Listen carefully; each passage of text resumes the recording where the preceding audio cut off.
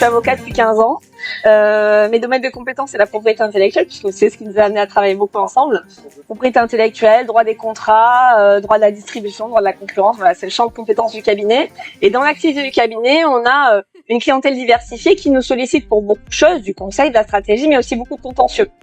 Et c'est tout ce volet contentieux qui est passionnant, qui est rémunérateur bien sûr, mais on trouvait que c'était assez triste et assez et ça allait un peu à l'encontre de nos valeurs finalement de capitaliser sur des litiges, sur des situations négatives que rencontraient nos clients.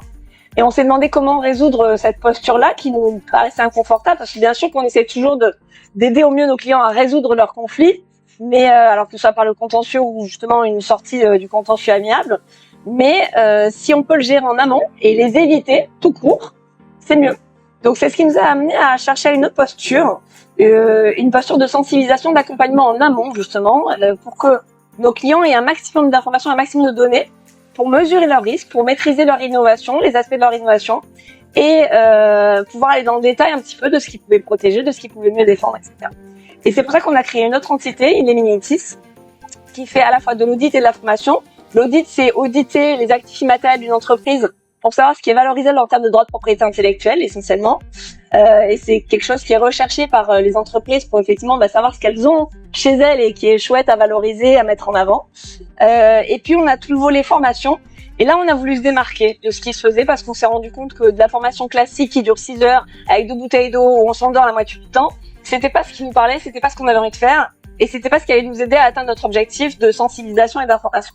Et donc, on a cherché à faire un format différent. Et donc, nos formations Illeminitis, qui sont sur tout ce qui est le sujet de l'innovation, tout ce qui touche à l'innovation, en droit, bien sûr. Et ça va de la propriété intellectuelle à la compliance, même aux aspects de crédit impôt recherche, etc. Ces formations-là, elles ont la spécificité d'être très interactives, très vulgarisées, très accessibles, tout en restant précis, pointu. Et c'est dans un format, un peu type coaching, plus que formation. C'est des formats plus courts, où tout le monde est en mesure de parler, de poser des questions, et finalement, à la fin, on a plus l'impression d'avoir été en rendez-vous de conseils que dans une formation qui nous aura paru beaucoup trop longue.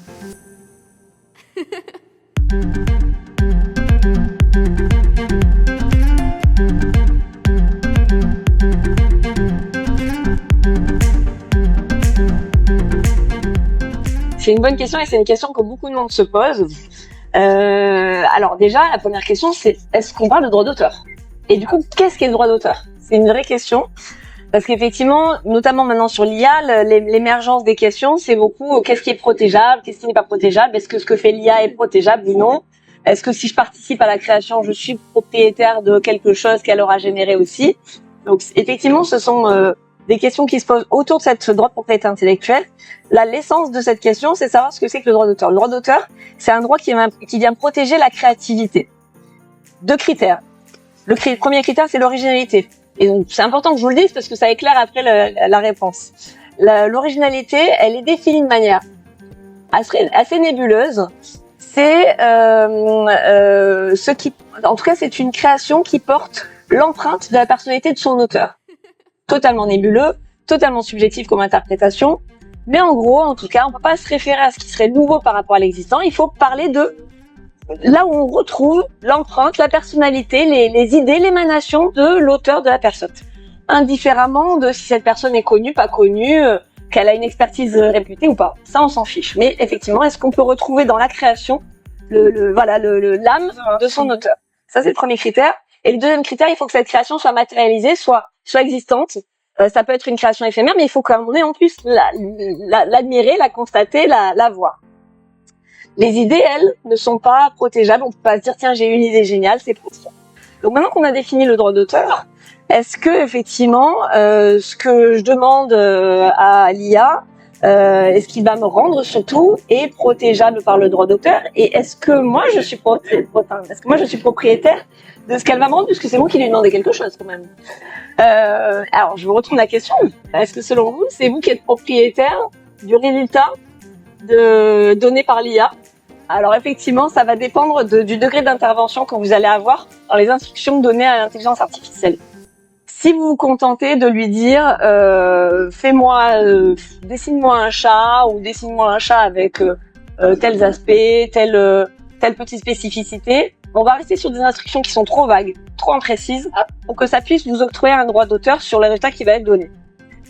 En revanche, si vous donnez des instructions qui vont dépasser le stade technique, qui vont dépasser du coup le stade de l'instruction, et on va basculer dans du narratif, dans de la créativité que vous allez apporter à la machine, là potentiellement le résultat pourrait être une œuvre protégeable par le droit d'auteur et sur laquelle vous pourriez vous prévaloir de droits.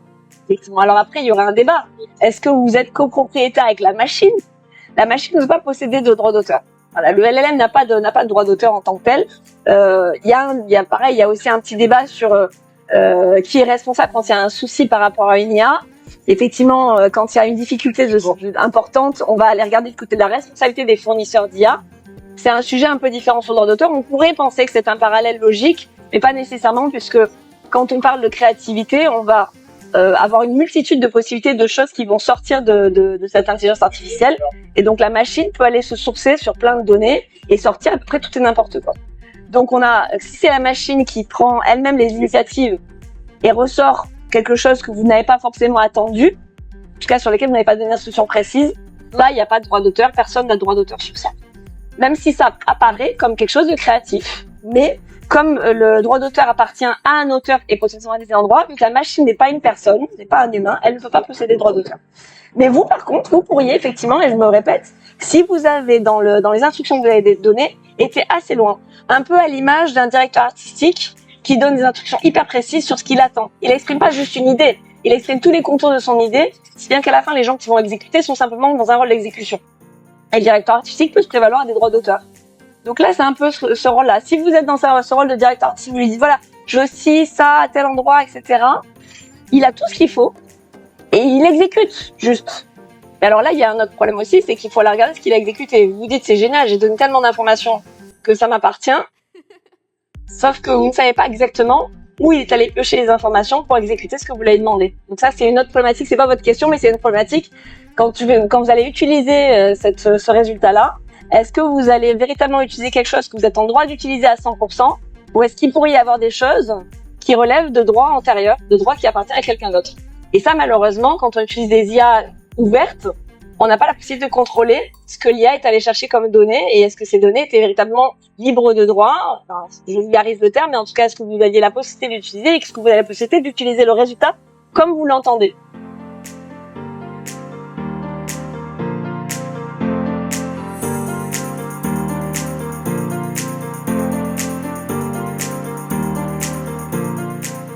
Question, elle est également très intéressante et elle est encore moins évidente que la première pour y répondre parce que c'est un sujet qui n'a jamais été tranché puisqu'on est sur quelque chose de totalement nouveau. Est-ce qu'effectivement des instructions qu'on donne à une machine c'est protégeable par le droit d'auteur? Ça n'a jamais été traité. Donc on va voir effectivement ce que dit la jurisprudence. Mais par contre le raisonnement, la logique est la même. On va regarder s'il y a quelque chose d'original si on est dans le champ du droit d'auteur pour pouvoir revendiquer quelque chose. Et c'est vrai que la plupart du temps, quand on va donner des instructions à l'IA, ça va être des choses relativement simples, relativement techniques. On va pas élaborer un discours particulier quand on va s'adresser à la machine. Au contraire, l'objectif c'est d'être le plus simple, le plus intelligible possible. Donc, on va lui donner en général des consignes de base assez synthétiques, ou pas synthétiques, mais en tout cas assez simples à comprendre, en exprimant très clairement ce qu'on veut. Si on fait une vraie logique de pur droit d'auteur, quand on dit, quand on énumère une série d'instructions juste pour dire ce qu'on veut, ça n'est pas protégeable par le droit d'auteur. Par exemple, une recette de cuisine, c'est une suite d'instructions qu'on vous donne. C'est pour ça que le parallèle est intéressant. C'est une suite d'instructions qu'on va donner à un cuisinier pour qu'il parvienne à un super résultat qui va être délicieux. Pour autant, la recette en elle-même n'est pas forcément protégeable. La seule condition pour qu'elle puisse être protégeable, c'est que sa façon d'être rédigée révélerait l'empreinte de la personnalité de son auteur, donc du cuisinier en question. Peu importe que son plat soit bon ou immonde, ça n'a aucune incidence. C'est vraiment la façon dont la recette va être rédigée. Si c'est juste des instructions pour dire il nous faut 100 grammes de farine, etc., et 3 œufs et tout ça, zéro protection. Même si à la fin on a un mets délicieux. Eh ben, c'est un peu la même logique. Est-ce que effectivement, quand vous donnez toute une série d'instructions, même si le résultat va être magique, est-ce que vous pouvez prétendre à du droit d'auteur dessus? En théorie plutôt, c'est non, parce que vous avez donné juste des instructions assez simples. Même si vous allez accumuler une succession d'informations qui permettent d'avoir un résultat exactement ce que vous vouliez.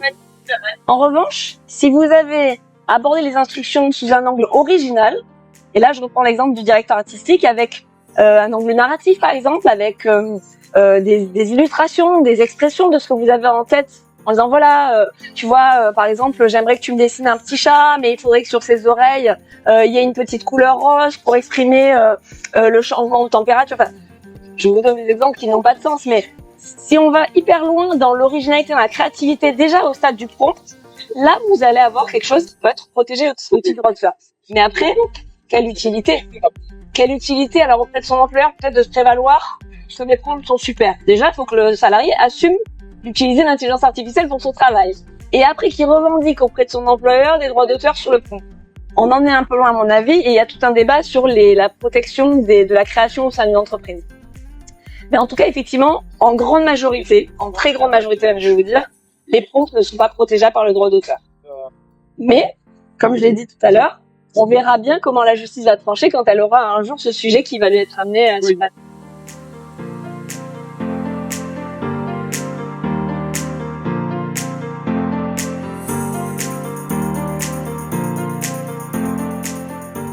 C'est un peu vertigineux et c'est un peu effrayant de se dire qu'on a cette technologie qui avance plus vite qu'un encadrement, qu'une régulation.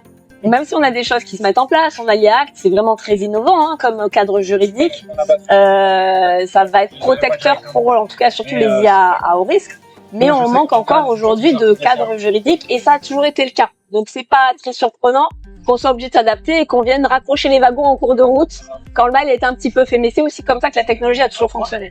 Et donc le mot de la fin, pour faire le lien avec ça, c'est que c'est vrai que ça peut être effrayant de se dire que les choses avancent plus vite que celles avec lesquelles on les accompagne, en tout cas au plan juridique, mais les choses se mettent en place. En tout cas, il y a une vraie prise de conscience, tant au niveau gouvernemental qu'au niveau des utilisateurs potentiels, qu'il y a des choses à faire, qu'il y a une responsabilité à avoir, une sensibilité à avoir sur la façon dont on utilise ces IA.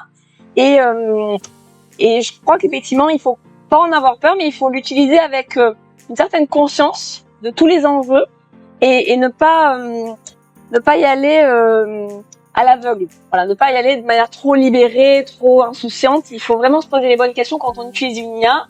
Effectivement, est-ce que j'ai le droit de faire ça? Est-ce que je peux librement utiliser ce qui ressort de l'intelligence artificielle? Est-ce que je peux lui donner toutes ces données? Parce que ça, c'est un vaste sujet aussi. Et c'est pour ça que je fais une petite diversion. C'est que vraiment, bien souvent, le problème qu'on se pose, c'est est-ce que j'ai des droits d'auteur? On se pose souvent cette question, c'est vrai. Mais on se dit pas, est-ce que j'ai des responsabilités? Et est-ce que je prends pas des risques dans ce que je vais utiliser? Qui est sorti de l'IA par rapport à ce que j'ai demandé dessus. Donc le mot de la fin, c'est n'ayons pas peur, mais utilisons ces outils-là avec conscience, lucidité et intelligence pour justement ne pas aggraver les dérives qui pourraient déjà avoir lieu et qui sont pas encore complètement régulées.